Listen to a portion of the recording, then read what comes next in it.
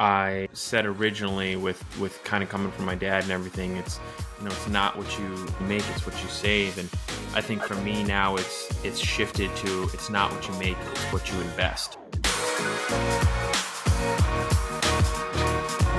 Welcome to the Real Estate Investing School podcast. I'm your host, Joe Jensen. Today we've got Dan McDonald. Now, Dan, he works as a marketing research consultant and is house hacking his second duplex just outside of Boston, Massachusetts. Now, even though he lives in an expensive market and houses are 600 plus, he's taken advantage of all the things house hacking has to offer. He took a chance in 2020 when the world was shutting down on a small duplex, and it was the best decision he ever made. Alongside his wife, Marissa, they've started building a small but mighty portfolio in a market everyone says is too expensive. Dan now enjoys helping others, house hacking, and spreading the good word across the nation. Welcome to the show, Dan. Spread some good word for us. Yeah, thanks, man. Thanks for having me. Yeah, excited to have you here. It's fun because it's the one thing I love about real estate is it's so customizable to whatever your life is. You know, a lot of the guests we'll have on here, they're like full-time flippers or wholesalers or investors or whatever. But then a lot of time not. Like say you work in marketing, you're just kind of getting your feet wet in real estate, but you can customize it to whatever best fits you, which is what I love. Yeah. Yeah. So tell us a little bit, Dan, then how did, you've done a little bit of house hacking over the past couple of years, started back in 2020. Like what kind of led you into deciding to go all in with real estate and actually like start making like life shifting decisions based off of house hacking and things like that? Like what put it on the radar for you? Yeah. So, I think for me, the idea of real estate has always excited me. I've always, just enjoyed the thought of it, investing in it in general. And, it wasn't really until a couple years ago, at this point, five realistically, I grew up. I mean, it kind of relates back to like my overall story. Like I grew up in pretty nice, small farm town in Connecticut. Mm-hmm. Um, Pretty standard. Had two loving parents. We were middle class. They both worked very hard and everything. But my dad really always kind of instilled this notion on me that it's not what you make, it's what you save. And I really always believed that until I got a little bit older, and I could see him. I could see him putting that action, putting that kind of motto to work. And he was able to retire when he was 50, but that was after working two jobs for 30 years and not loving either of them, and really being pretty pretty strict on the terms of the saving aspect. And so it wasn't until he passed away a couple of years ago where I really had this like just wave kind of come over me of just like, I saw how hard he worked for how long. And, I was obviously, I was the beneficiary of that. I had a great childhood, things were taken care of, obviously, like no issues there and everything. But from him, I don't think he got to enjoy life as much as he should have. And I know he always wanted to invest in real estate and he just never took that leap. Mm-hmm. So I really swore to myself that, when he died, I was not going to just, let that kind of lesson and this idea in my head just go to waste, that I was going to figure out a way, one way or another, to start investing in real estate and get my foot in the door, literally and figuratively. Um, yeah, so, I got, uh, I learned about the house hacking strategy. I read the book, The House Hacking Strategy by Craig Kurlop. And I actually went to college with Craig. He was in my fraternity.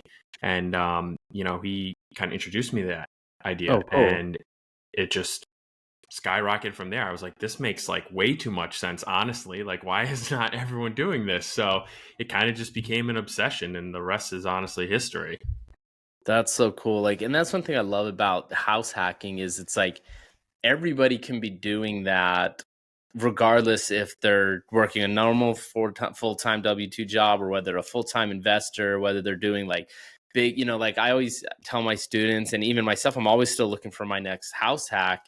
Even if I'm also buying 10 or 20 or whatever other properties in the same year, it's like I still want to do a house hack because it makes so much sense. It's like you don't get that gift of that kind of the kind of financing, the power of that primary residence loan is just like, holy moly, if you look outside the country, that's when you really realize like, wait, that's just such a lucky gift we have. And if we take advantage, it's unreal. And now with the new changes on conventional loans that you can do 5% down on duplexes, it doesn't have to be the FHA with the extra fees.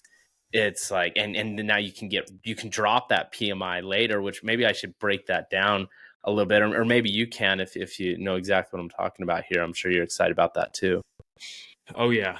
That's a game changer. I mean, so I also have my real estate license, and I really, house hackers is kind of the niche that I want to kind of, hone in on and everything. And I'm working with someone right now who's, really excited about the idea and everything. And I'm just trying to explain to him how exciting like this new conventional chain actually is. Cause I mean, it wasn't that long ago, but literally, I pretty much only had the option in my area for an FHA because the self-sufficiency rule on the 3 and 4s just wasn't happening, just didn't make sense. So basically, like in that sense, I pretty much had to go for a duplex because I wasn't going to qualify, with an FHA and find that 3 to 4 family that meets the self-sufficiency rule. But with this change, yeah, it's great. So basically now you can put 5% down with a conventional loan, which is awesome as long as it's an owner occupied, and it can be 2 to 4 family. So now you have the benefit of you're not dealing with that self-sufficiency rule, which is pretty challenging. Why don't you explain what that is? It's for the listeners what you're running into. Yeah. So basically what it is, the problem is like if I'm a house hacker and say I want a 4 family, we'll make it easy. I want a 4 family and I plan on using an FHA and put 3.5% down. Cool. All right. Well, the self-sufficiency basically says that I need 75% of the rental income to cover the mortgage. And basically the mortgage, like pretty much the mortgage, and then I believe the PMI also too. So basically you need to live for free essentially, because if I'm renting 3 of the 4 units and I'm the 4th, and those 3 units cover that mortgage and stuff, then yes, it would meet the self-sufficiency test. But that's pretty challenging to do in an expensive market. Yeah, Mm-hmm. it really is. And now too with the rates, and that's what I do try to tell people too. It's like, don't consider it a failure if you don't necessarily live for free. It's still such a huge tool. So basically, yeah, that's the problem with the FHA. So that self-sufficiency was my biggest hurdle. So that's why I ended up getting 2 duplexes. But that no longer, is going to be an issue in your mind if you are using the conventional loan, because you are putting a little more down, 5%. But honestly, 5% versus 3.5% isn't huge. It's not going to break you. But better than 25%, right? Exactly. So that's the thing. It's just another low down payment option for you. And yeah, like kind of what you were alluding before, the PMI is always going to be there. Like when you're not putting down 20%, you are going to pay PMI. Mm-hmm. So that's FHA, that's conventional. Just, if you're not putting down 20%, expect to pay that. And basically the hard part is, and I had to go through it, was with an FHA, that PMI sits there for the life of the loan. So easy number, like say I have $100 a month in PMI or whatever, it's going to sit there for as long as I have an FHA. Yeah. Now, the thing is, you have to refi out of it. So that's what I did. I refied out of it to drop my PMI, and I refied into a conventional loan. And the difference is with the conventional loan is after you hit a certain threshold, it is much easier. You may not even have to refi. You could call it's I don't believe it's automatic. I still think you have to talk to the lender, Yeah, you want but to. it's They're not gonna. much. They want you to Yeah, reach out. They don't automatically drop it. If they can keep taking your money, they will. But you can reach out. exactly. We'll do some type of appraisal, and then if Yes. you're out, they can actually just drop. You don't have to change the terms of your loan. You don't have to pay closing fees. You get a new Yep. appraisal, and they can drop the PMI, which is Yep. huge. I mean, that's hundreds Huge. of dollars a month. What's your Yeah. PMI on your first duplex that you did? It was like $400 and something a month. Yeah, yeah, Like it which was pushing 500. it'd be nice to be able to drop that, right? And you Yeah. clearly, if you bought it in 2020, you have the equity. You know what I mean? Where it's like, oh, that 20% equity comes in pretty tight, even if you didn't put that much down. And I don't know, did you put 20% down on yours? No, No. for both of them, I have used an FHA, and for both of them, I put down 3.5%. So Yeah, I've dealt with PMI, and I'm still currently dealing with PMI in my second one, sure. which is literally like over 600, and Wow. it's crazy, right? Like it's nuts. But for me, it's definitely a little bit of a math equation because I have a 4% on this house. So Yeah. obviously, if I jump from a 4% to an 8%, Yeah. it's not going to change up much, in terms of payment. It could be worse. Well, that's where But I'm at. I have one with an FHA right now, and the PMI is like 300 something, but the interest rate's like 3.5. So yeah, if I go jump into a 7, it's like I'm paying like $800 more on top of it. So it's like yeah, I might as well just leave it with the PMI. You know what I mean? yeah, for sure. No, it's definitely how it goes. Yeah, so that's what's exciting. Now, so the self-sufficiency though, that's different on conventional versus FHA, for the qualification you were saying. Yes, yes. So you don't have to deal with that. Of course, there's still income limits and stuff for both of them and everything. And obviously, this is where working with a lender, and what I always recommend is find a lender that understands house hacking, because just Mm, like agents and stuff, there's a million out there and everything. And I'm not saying like just because you're an amazing agent when it comes to like finding flip opportunities doesn't mean you're going to be a great agent at house hacking opportunities sure. or whatever. Same with lenders. You want to find a lender that understands your goals, what you're doing, understands house hacking, and they'll be able to tell you and basically be like, yeah, um, you know for example, like the lender, I kind of send clients to and everything. He usually gives you a breakdown. And basically, if you take the same house and you say, okay, if you do it with an FHA, expect all this. If you do it with a conventional, expect all this. So that way, kind of the ins I and love outs that. of what you're going to be paying. And that's when that's when you want to have that great relationship, because he's going to be able to work with you and say, well, as you can see here, man, your interest rate is a little bit lower actually with this one, but you're paying more PMI with this one. So, what exactly, let's talk through this. Let's see, like, does it actually Mhm. make sense? But yeah, so you won't have to deal with that for the 3 to 4, which is huge. That'll definitely be a game changer for sure, especially Yeah, for people just starting. and I love what you said about finding a lender that knows what you're doing, because that's the thing is not all lenders are created equal, and it's impossible for anyone in any industry to know everything about every niche of the industry, right? It's just not realistic, and so it's like, and like we've been talking about, things keep changing. You know what I mean? So Yeah, somebody might be really, really good at one types of loans, but they know very little of another one, and so it's like finding someone that knows what they know with that's aligned with what you're doing is super important, and not always a given, because a lot of times, especially people who've never bought houses, their first house hack or second, they'll go to a lender, say, hey, can this work? And the lender goes, no, it's probably not going to work. And they go, okay. They just think, I remember yeah, I was in that boat when I first started. I said, if a lender said it, I just me thought too. this was some in stone rule, that's just how it is. And then I learned to find out, like, oh, there's all these different tricks and tweaks and adjustments and changing rules. And this guy just didn't know how to tweak it, and Yeah, so that can make a big difference. So definitely yeah, find a lender that works good for what you're doing. yeah, yeah. I No, I was love in the that. same boat. Yeah, I was in the same boat actually with the first house hack. I loved the lender I work with. He was so great on everything about first time home buying, and he understood house hacking. It was such a smooth transition. And then when I wanted to buy the second one, I went to him and said, I don't have. This is when an FHA was basically my only low down payment option. And I was like, I don't even have 10%. I can't do anything basically besides an FHA. This was before the conventional change, and you could do 5% down. And he said, you can't use an FHA twice within like 100 miles, I think is the rule or whatever. And so at first I was like, okay, I accepted that. And then I talked to another one, and actually they said the same thing too. And I was like, all right, fine. Like I maybe I have to start accepting that. And then I reached out to another lender, and he knew all the tricks and tips to essentially disregard that rule.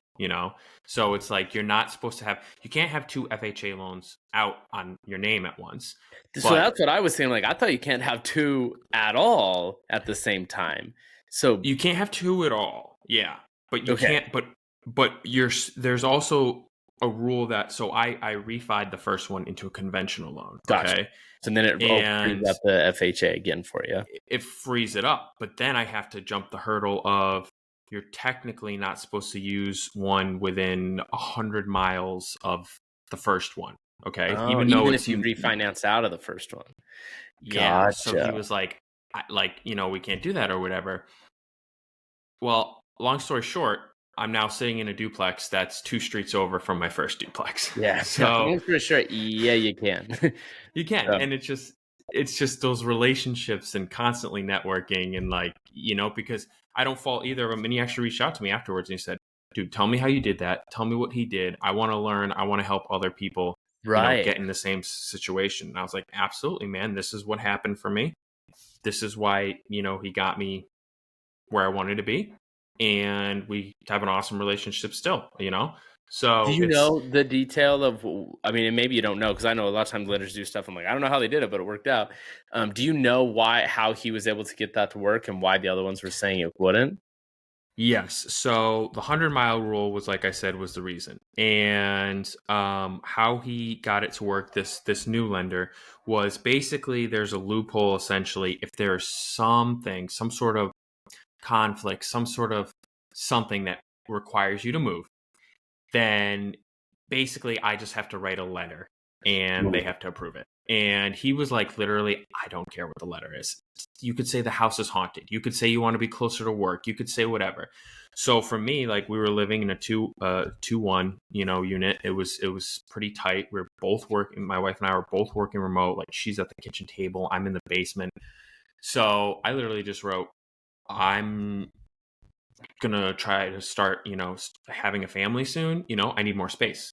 Yeah. And that was all it took. And I'm in a bigger spot or whatever, but that was literally it. I mean, we could have, we could use a lot of different reasons, and it wasn't necessarily a lie. Like, my wife is actually pregnant right now, but it did take, I don't know, 2 years later or something.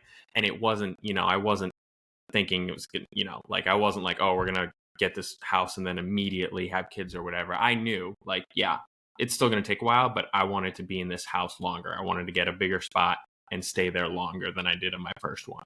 I love that. Yeah. It's funny that, the letter of explanation, that's a key thing people don't always realize. Like, because if you think about, like, the way these loans work is these lenders have to do what due diligence. Just like when you're looking at a deal as an investor, you're like, is this going to cash flow? Is it a good deal? Like, can I find tenants in this area that are going to be good tenants? You have to do your due diligence to make sure it's going to be a safe deal for you to buy. The lenders have to do their due diligence to make sure you're safe to lend to. And so if there's any question marks, they're going to want a letter of explanation to show that they did their due diligence. Now, one key thing, though, with these conventional and FHA and government backed, a lot of times it's not just about doing their due diligence to make sure you're safe, but it's them being able to tell their superior, whoever they sell the loan to, back to Penny and Fannie, Freddie, and all this stuff, can they say they checked off the boxes? And that's when sometimes 90% of it is, like you said, they don't even care what the answer is. They just need to be able to say that we checked off the box. And as long as the boxes are Yep. checked, everybody's happy. And so I've had a lot of these random letters of explanation for all sorts of things. Like, why was this credit checked? Why was this, so many random, anything that they're like a little like confused upon. If they can get a letter of explanation and check it off, then they're happier and you're more likely to be able to move forward. And it's funny because as like a professional house hacker, when you're getting really into house hacking, it's funny because the listener might be like, dude, all you guys are doing is talking about like lenders and loan procedures and stuff. It's like, yeah, that's kind of how it feels. When I was doing the house hacking, it's like I just felt like that was half my job, was learning how lending works and what will work and what won't work. Because that's kind of the key, right? Is you're trying to take advantage of good, cheap financing. And there's a lot of rules associated with it. So if you figure out those rules, then it's a lot easier to move forward.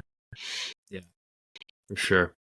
So you're doing this and you're not in, the Midwest and cash flow heaven, you know what I mean? These aren't cheap houses. When the medium home is, 600,000, Boston's not a cheap area, but so how did that not deter you? How do you make that work? And kind of what are your thoughts on that? Yeah, it's funny because I talk to so many people who are in, really cheap areas, and they're like, oh, I got a house hack and stuff, like this is going to be great. I'm going to make that cash flow and everything. And everyone I talk to in those expensive areas is so turned off to the idea. But for me, it was always like, oh yeah, I definitely want to like house hack in this area. Like, why would I not? Like, why would I want to pay, $25 or $3,000 a month in rent, for like when I can, get a better place and make it my own and everything and build the equity. So I've always been kind of surprised how unwilling people are, to house hack in those expensive areas, because 150%, you need money. You obviously need the 3.5% down, but when you look at it, like 3.5% down on, a $500,000 property or a $700,000 or $800,000 isn't actually that bad, And so it was like for my first one, it was like the down payment was like $17,000 or something. It was a $500,000 property. $17,000 was the down payment, and I was like, okay, that's not $120,000 or $200,000 or anything. That's doable money. That's just you find a way. And so for me, it's always been like, I try to think, people really get turned off around the expensive markets, but I try to think, why are they expensive? And in my area, people want to live here. People want to buy Right. here. People continue to just be going crazy to, buy houses here. And it shows in the appreciation. I mean, the first one I have, we bought it for $500,000, and it's worth, probably 680, 690 right now. And you don't get that in the Midwest when you buy like an $80,000 house. It's not going to be worth $500,000 anytime soon or whatever. So That's it's crazy. definitely it's crazy. It's definitely an appreciation move. 17,000 and get like 100,000 in equity. Like, yeah, that's worth it. That's the thing, man. It's like, yeah, it's definitely, you got to think to yourself, why is this place so expensive? Is it just because like, the world hates me and I live here and it's like bad legislation or whatever? It's like, no, I mean, sometimes that's true, but no, like it's literally the fact that like Boston is a very, very popular place. And even outside of it, like even like an hour, you go out an hour, because right now I'm like 30 minutes north of the city. You go an hour outside of Boston and that you draw that pretty much circle or whatever, all those places are appreciating like crazy. Yeah. I love that. Like, and I do the same thing with people ask about HOAs. I'll get that question a lot. Like, hey, like, should I buy something with an HOA or not? And it's kind of what you're saying. It's like, well, if the HOA is expensive, why is it expensive? And is it justifying its expense? And that's the real thing you're saying. These are expensive. Does the higher cost justify itself? And if it's bringing in enough value, then yeah, like I have one property with an HOA And it's got this like lagoon walk-in beach and like 2 swimming pools and like activities every weekend. I mean, the place is phenomenal. I mean, it was a a place I lived in myself for a while, and then I moved and rented out, and it's incredible, right? It's like, yeah, the HOA lights, and I think it's like $400 a month. It's not like a cheap HOA. But man, does it bring in high quality tenants that'll pay whatever they can to live in that neighborhood because they want that neighborhood so bad. And then I have Yeah. another place with an HOA of like 250 that literally has nothing. I mean, there's nothing to show for the HOA, and it doesn't justify. That was the first place I ever bought, and and it doesn't justify itself. You know what I mean? So if the HOA is expensive, but it brings in higher quality tenant and higher rent, then cool. And so it's the same thing with the overall price. Like you're saying, you're like, okay, these are expensive, but you're going to get better appreciation, better tenants. It's always going to be desirable because people want to live there. That's why it's expensive, And so if it evens Yeah. out, then great, And I think that's awesome that you didn't let it deter you, and you got actually more bang out of it. Yeah. Yeah. That's cool. So let's kind of dive into your deals a little bit. So your first deal, you were like, hey, you saw kind of what happened with your dad living that kind of the normal expected, work hard, save money, retire, and and he provided a good life for you and your family, his kids, whatever. And like it was decent, but it wasn't all that you saw was possible. So you wanted to get into real estate. You jump into the house hack thing. From your buddy's book, and you buy your first duplex. What does that deal look like? You do an FHA, you do 3.5% down, and then you live in one side and rent out the other side. And how long did you guys live there for? Yeah. So we got that in March. We closed in May of 2020. Right during COVID, which was fun. And we lived, moved in, within that month or whatever. And we lived there for until September of 2020, 2022. Okay, you're there a couple years. Yeah. So so we were there, I was all like gung ho, like I kind of get lost in like the bigger pocket stuff and everything, and this idea that like, you need a house hack every year, and it's like, you just got to do it. And, that's the one thing I'll say, like, that's where the expensive market's tough. I just couldn't do it. Right. I couldn't get that second one as quick as I wanted to. So after the first year, I ended up refining instead. And I did that, and luckily the rates were still awesome, so I actually managed to lower my rate to a 2.9, and it's a 2.9 conventional right now, and drop the Never mortgage. refinancing that, baby. No, that thing is my ride or die. But yeah, Want to no, hear a it sad literally. story? I paid off a 2.9 mortgage. It was my first one, right? It was my first home, and my whole dream was to have my house paid off. I didn't understand leverage. I didn't understand real estate investing. I didn't understand any of it. And I paid the entire home off. And I look back at that, I'm like, oh my gosh. Anyway, Yeah, man, I know. well, I you live, you learn. definitely. Yeah, it's like that one's gonna sit. That one's gonna Yeah. 100% always Yeah. be there. You know better than But I did now. So that one's sticking.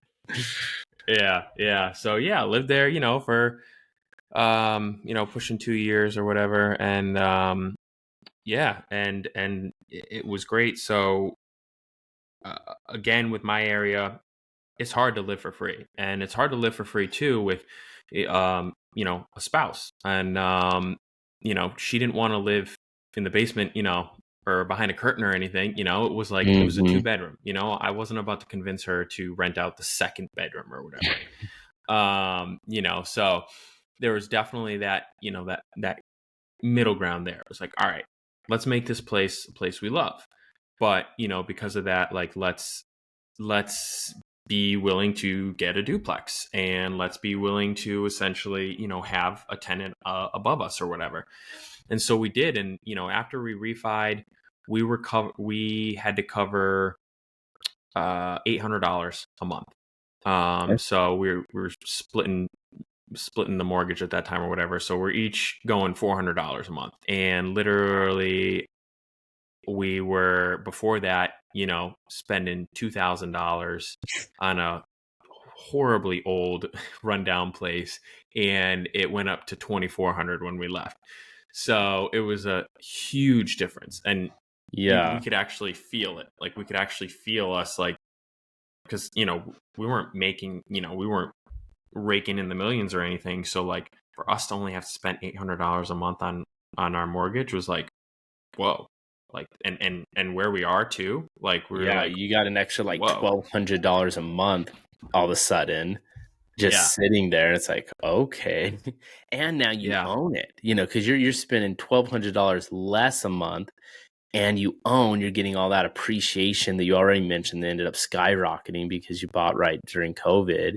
So you're just making paying $1,200 less, getting all this appreciation, getting all this tax benefits, writing the interest payments off, like all these benefits of ownership, on top of, just a way $1,200 more on your budget cash flow, which is awesome.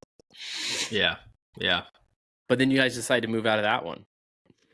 Yeah. So, the next game plan was basically like, my wife is not as crazy into real estate as I am. She's not obsessive with it like me. She's not listening to podcasts all the time. And like, for her, it's like, cool, whatever. Like, just tell me what we're doing. Like, but, so she was like, all right, I'm down with one more duplex, like one more duplex. And then I want to go the single family route like most other people. And I was like, all right, I can work with that.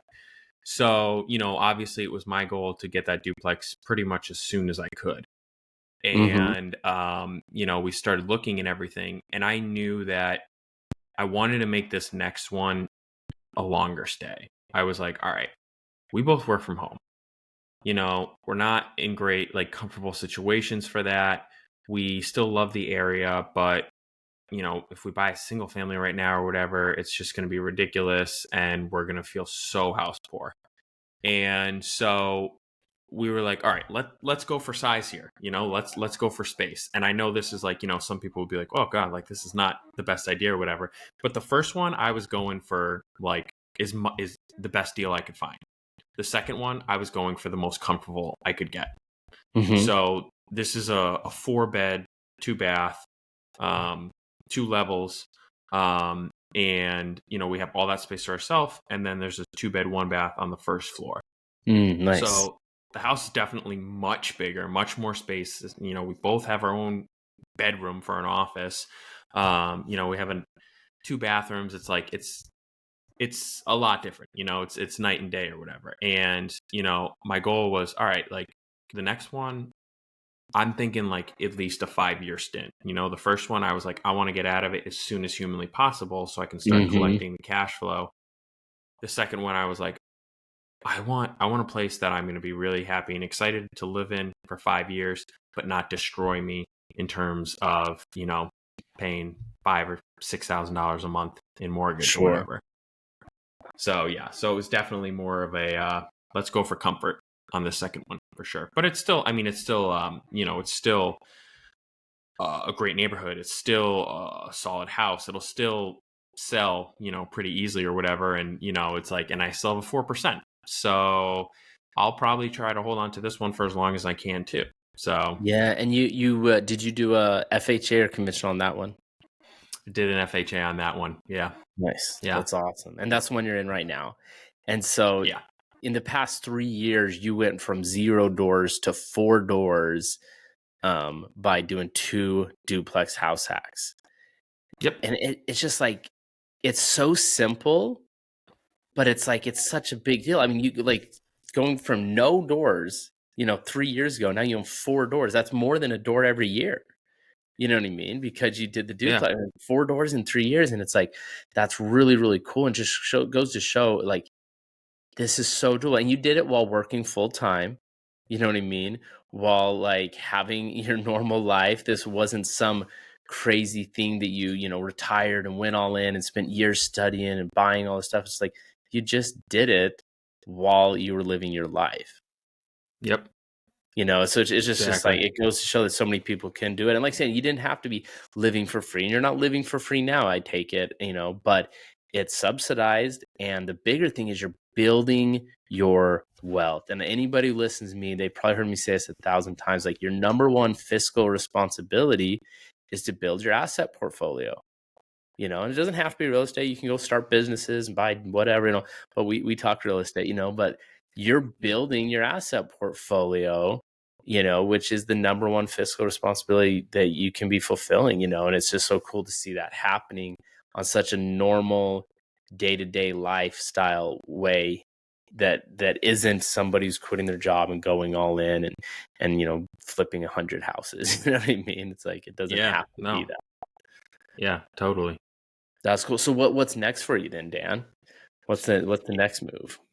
Yeah, so like I said, my wife definitely doesn't want to do a house hack, another duplex. Doesn't mean I will stop buying duplexes.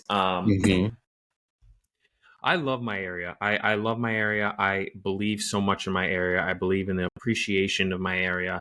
I don't believe you're going to get cash flow rich here, but you'll get equity rich, and it's I've struggled with the idea of like, because everyone's obviously like cash flow, like you want to quit your job and you want to like have, 10K a month or whatever. And like, I totally get that. And obviously I want to continue to build passive income and everything, but I do like my job. I don't know necessarily when I'll stop liking it. But I do like my job. I do love this area. I do want to continue to focus in this area, and I just want to continue to invest and build those assets. And I have looked. I'll admit I totally get down every now and then about like the expense. And I'm like, oh man, like should I be looking in some different area or whatever? And this summer, like I was looking in Augusta, Georgia, which is like super popular for, single family rentals and stuff and the BRRRR strategy and everything. And, like I was looking and I was putting in offers for like $80,000 houses. And I was just like getting too obsessed with this idea of like cash flow. But then, like I'm running the numbers and stuff and like things just aren't working that well. And I'm like, all right, I'm driving myself nuts here for like $150 a month. Yeah. So I was like, all right, this isn't necessarily worth it for me. So what if I continue to really just focus in on here and still build assets and everything, but more focus here. So like I said, I'm an agent. I really want to just help everyone expand and grow here and house hack and figure that out. But I'm also looking into syndications too. Working with one right now. That sounds like it's going to go through, and that's on a campground. So that would be really cool and a really, really exciting first kind of step into syndication. Like I've always loved the idea of syndications, but I've never been super excited about a particular one. And then this campground one came up to me, and I've like that's been kind of like in the back of my mind, like one of those dream deals. Like I go camping every summer or whatever, and I always am sitting there thinking like, man, this person's got to make bank off this. Like this is just rented ground essentially. Like literally you're not dealing with tenants and stuff. Like you're literally getting people in and out on the weekends. Yeah, you got RV people and stuff, but they like love it. They live by it. Like they take care of it. They spruce up their campsite and all that stuff. So I'm really excited about that. And sounds like that's going to go through. So that'll be kind of the next move there. But I don't think I'll ever say no to stop buying around me. Like if something comes up and I can make it happen, I'm going to make it happen. But, So, and this is a syndication, like you're not doing the syndication, you're just putting money into it. Yeah. So on this, I am an LP, limited partner and stuff. And I know the GP and his team and everything. And so been building that relationship and stuff. And I do think I would love to explore that avenue at some point as the GP.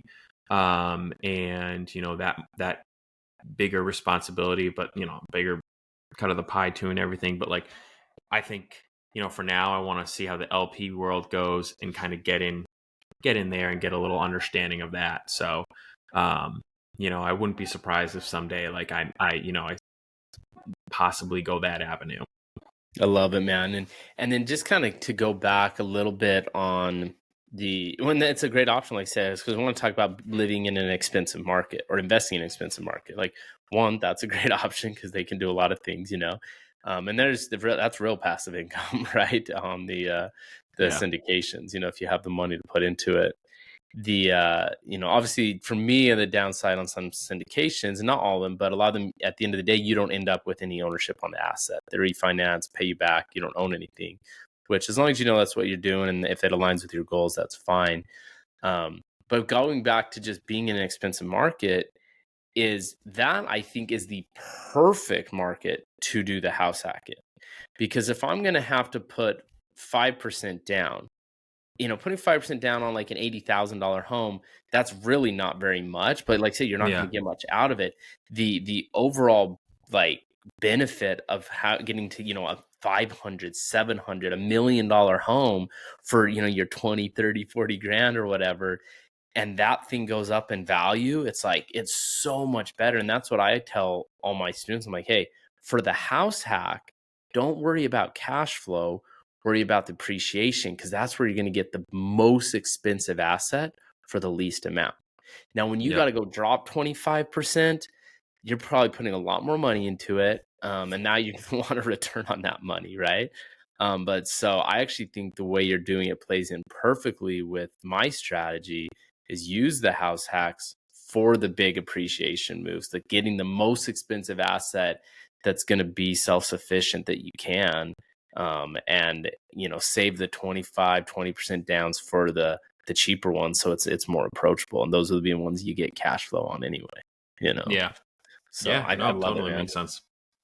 Well, Yeah. that's sweet, dude. Well, it's super cool. It's doable. If people want to follow you or reach out to you to learn more from you, or if they're looking for an agent that understands house hacking in the Boston area, what's the best way to get in touch with you, Dan? Yeah. So I'm pretty active on social media. House Hack and Hustle is my tag on on Instagram. Love it. Also the website, househackandhustle.com. But yeah, shoot me a DM, whatever. Like I'm pretty good at getting back to everyone. And yeah, I love connecting with people, and definitely love connecting with people in the area too. And yeah, hopefully can get some more house hackers out there. I love it, man. Do you have any kind of guiding principles or habits or any thoughts that you want to share before we go into our final four questions? Yeah, I mean, it kind of goes back to what I, said originally with kind of coming from my dad and everything. It's not what you make, it's what you save. And I think for me now, it's shifted to, it's not what you make, it's what you invest.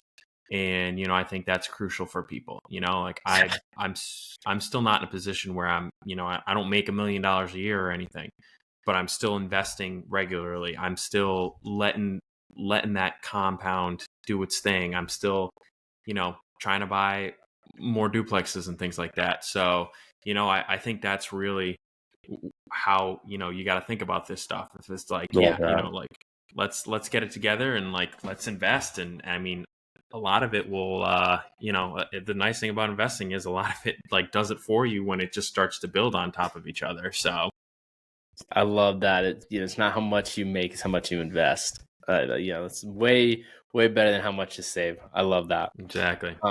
All right, man. Well, we're going to dive into our final four questions. All right. So, question number one, Dan McDonald, what is your dream deal, or what deal do you hope to tackle eventually? Yeah, I think it goes back to that campground, man. I think I want to really dip my toes in this, and if this aspect works of the LP side, I think I would love to explore the GP side. And I love the idea of RV parks, and Mm. campgrounds, stuff like that. I love the idea of, potentially owning a business. Like for me, if I was in a position where, maybe I reach financial independence, but I didn't want to necessarily just sit on a beach and do nothing all day, and I wanted to still, challenge myself or something, buying like one of those smaller businesses does sound really appealing to me, and kind of, building that structure and doing that stuff. So I'm gonna go with campground on that one. I love it, man. Question number 2, what's been one of the most pivotal books you've ever read? Yeah, I got to go back, give a shout out to Craig Kurlop and the house hacking strategy. I'll say there's so many good books out there. And the thing about all real estate books is I find is that like it really just depends on when you read it, because Yeah.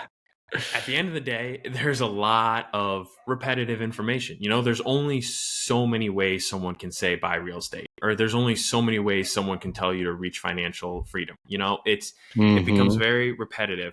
But when you find that book that's like that you need at that point in life, it's a game changer. And for me, that was house hacking strategy. Like, it called to me and said, all right, you live in an expensive market. So what? Do this, and it just was a perfect kind of transition into thinking like that. So definitely got to give credit to that one. I love it. And what was the name of the book again? The house hacking strategy. A house hacking strategy. All right. Yep. Question number 3. What is the most expensive or interesting mistake you've made in real estate investing?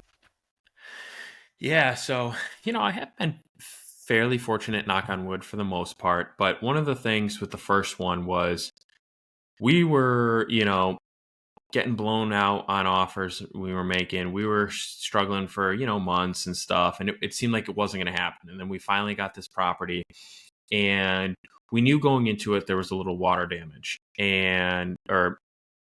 water damage, a little mold in the basement, but also, some leaks. So the inspector basically was like, you probably want to get, a mold guy out here and figure out what that actually is. The problem actually is. He's like, from my professional standpoint, it can be one of two things: a very cheap fix, which is you just need to extend the gutters out there and get the water, running away from the house. Or it could be a very expensive fix and you need to put in a drainage system. Because I was so eager and because I was literally not not going to let this house go, I ignored his comments. I hoped for the best on the, on We're buying it either the way, gutters. so it doesn't matter. Let's go. Exactly. So, the first day we get that house, I'm crawling under the deck, extending the, those gutters out to run the water away. And that didn't do anything.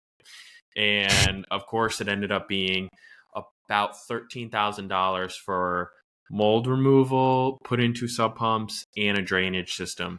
And that was obviously a huge blow. That really wasn't fun to pay. We didn't have the money to pay it off, had to definitely grind and hustle for that.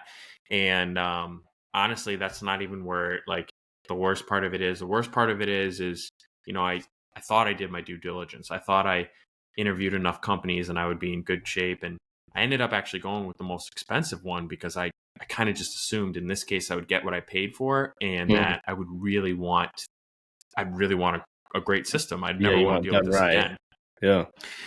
That's not the case at all. I've been battling with them since August. Like, the mold's coming back. They will not return my calls. They will not talk to me. It has been the worst customer experience I have ever had. And so, I learned two things there. One, listen to the inspector and just spend the $800 or whatever it would have cost me to get, a mold and water guy out there to really narrow it down. And then don't assume necessarily that, more expensive always means better. Like, I definitely believe for the most part you get what you pay for, but unfortunately that's not always the case. And that one, I just felt kind of dumb being like, oh man, I just spent so much money on this and it's not perfect. Are you kidding me? Yeah, I found that it's like you get what you pay for if you go cheap, but it's just it's hit or miss if you go expensive. It's like always if you go cheap, you're gonna get, but you go expensive a lot of times. I've had the exact same experience. I bought a duplex with, it literally has like a spring well or something underneath the house. Like, they first thought it was like leaky pipes. No, it's literally like a self-rising well that just has eternal water, and we have sub pumps and ran it off, and we were still battling with it. So that stuff's fun. Water's tough. It stinks, dude. And then it freezes, and you got tenants slipping, and it's fun. Yeah. Well, sweet, Dan. Okay, last question, then we'll let you go. What's the purpose of life, Dan McDonald? Yeah, for me, I mean, obviously that's probably one of the tougher questions you'll ever get asked in your life, but We don't want to leave it easy on you, you know? yeah, definitely not. For me, it's legacy, and I don't mean in the sense I got to be the next LeBron James or anything, and be out there in the public eye and winning championships or whatever. Legacy to me is the friends and family I leave behind, and the memories I leave with them, and the thoughts that they have about me and stuff. And especially now that I have my first child on the way, I have a daughter on the way, like it means all that much more to me to to make sure that that is I give her the best life possible, that I'm there for her, that it's that is literally my protege. So it's just like that type of stuff to me is just like, yeah, I want to, when I do leave this world, like I want to definitely be missed, and I want to have those great relationships. So I love it, man. I love it. Without any further ado, we'll let you go, man. This is Joe Jensen signing off for the Real Estate Investing School podcast, reminding you to keep hustling and keep house hacking.